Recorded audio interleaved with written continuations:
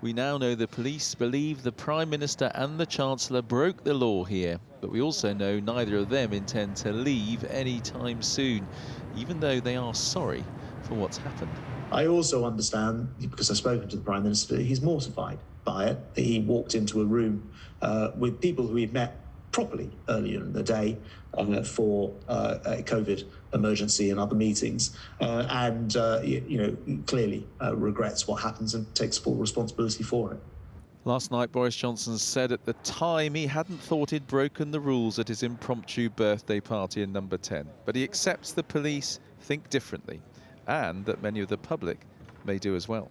I understand the anger that many will feel, that I myself fell short when it came to observing the very rules which the government I lead had introduced to protect the public.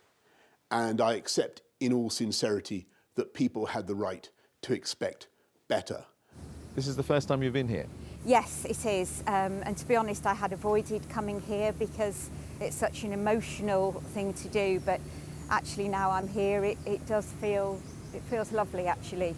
Jackie Green was at the COVID memorial wall today, remembering her mother Beryl, who died in December 2020. For 10 months, Jackie followed the rules and didn't see her, even when she was in hospital.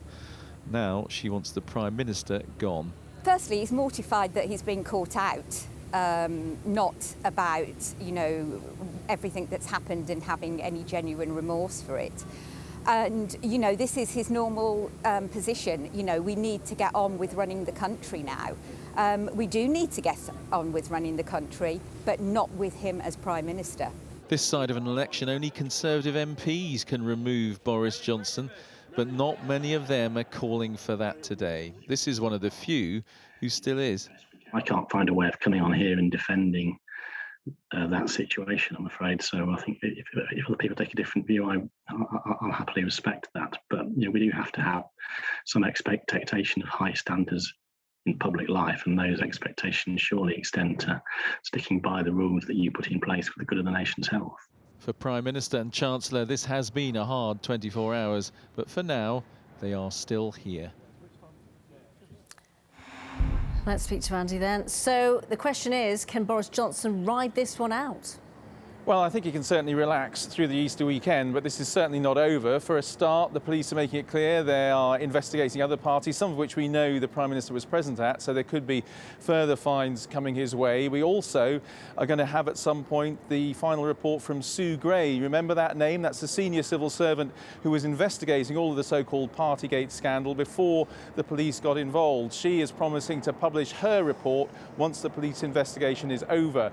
But perhaps most significantly, from the political point of view, is we have local elections next month, and those Conservative MPs who hold the Prime Minister's future in their hands will be examining very closely the results from that, especially from English council elections, to see if Boris Johnson is still a vote winner. Remember, that was always his great advantage, that he was meant to win the votes in areas where other Conservatives couldn't, or whether these results due next month will show that actually he's now become more of a liability. And these MPs will then take a very cold, ruthless look at that, decide whether Boris Johnson is still an asset or if he's become a liability, and that in the end could be the most important factor for his survival. OK, Andy Bell, thank you.